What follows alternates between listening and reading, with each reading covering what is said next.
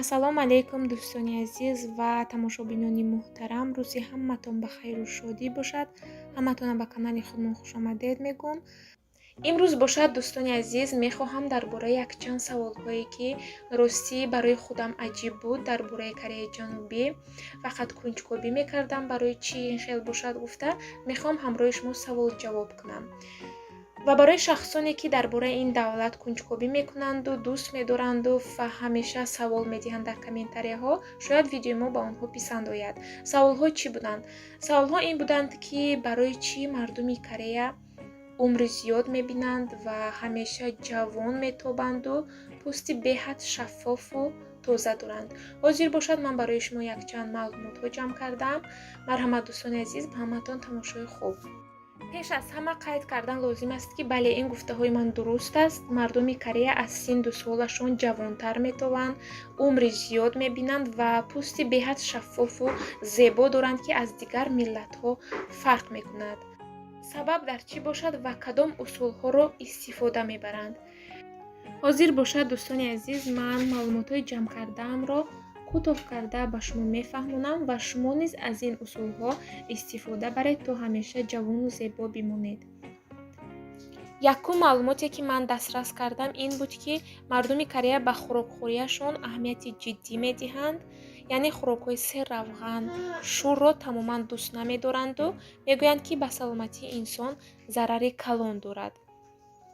инчунин ба варзиш машғул шуданро низ бениҳоят меписанданд. аз ҳамин хурд сар карда то калонсол ба варзиш машғул мешаванд ва яке аз сабабҳои асосии дарозумр будани кореисо ин варзиш карданашон аст ки ҳамин субҳи содиқ соатҳои 4-5 мебинӣ ки дар торикии рӯз аллакай онҳо ба варзиш машғул шуда истодаанд. ҳайвонҳои баҳриро бошад беҳад дӯст медоранд ва бисёр истеъмол мекунанд. мегӯянд ки ба саломатии инсон фоидаи хуб дорад ва дар Корея тамоми намуд ҳайвонҳои баҳрӣ дида мешавад. аз офтоб бошад ҳамеша мегурезанд. фикр мекунанд ки офтоб ба пӯсти одам зарар мерасонад. саҳарҳо бошад ҳар намуд чойҳое ки аз гиёҳҳои фоиданок ва решаҳои дарахт омода карда шудаастро менӯшанд.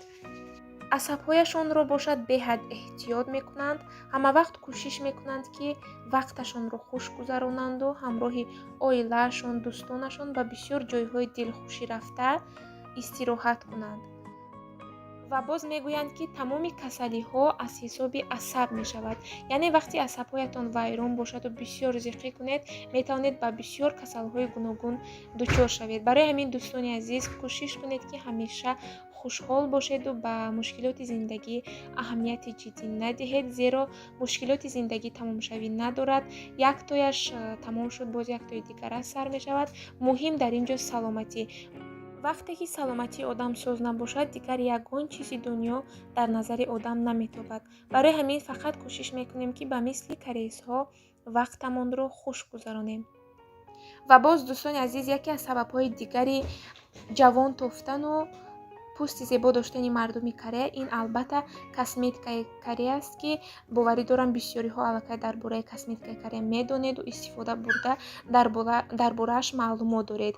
косметикаи Корея на танҳо дар Осиё, балки дар Аврупо ва дигар давлатҳои дунё аллакай машҳур шуда сифати беҳтарин дорад. хусусан маскаҳову ҳар намуд кремҳо барои рӯй беҳад нағз аст ки ин ҳам яке аз сабабҳои асосияш гӯемам хато намекунем. мардуми Корея зебогиро маънои зиндагиашон номида беҳад зебогиро дӯст медоранд ва ҳатто ман фаҳмидаам ки бисёре аз мардум аз сабаби безеб будан даст ба худкушӣ заданд. инчунин бисёре аз волидайн барои фарзандонашон дар зодрӯзашон пластическая оператсия тӯҳфа мекунанд. пӯсти сафед, чашмони калонро бисёр меписанданд. дар ҳар сари қадам мағозаҳои косметикӣ ва клиникаҳои пластическая хирургӣ ҷойгир шудааст. бале дӯстони азиз, ан ҳамин тавр мардуми Корея беҳад зебопараст ҳастанд. ногуфта намонад ки Кореяи Ҷанубӣ аз ҳисоби ҷарроҳии пластикӣ дар ҷаҳон дар ҷойи аввал меистад ва бисёре аз хориҷиён барои ҷарроҳии пластикӣ ба ин ҷо мебиёянд.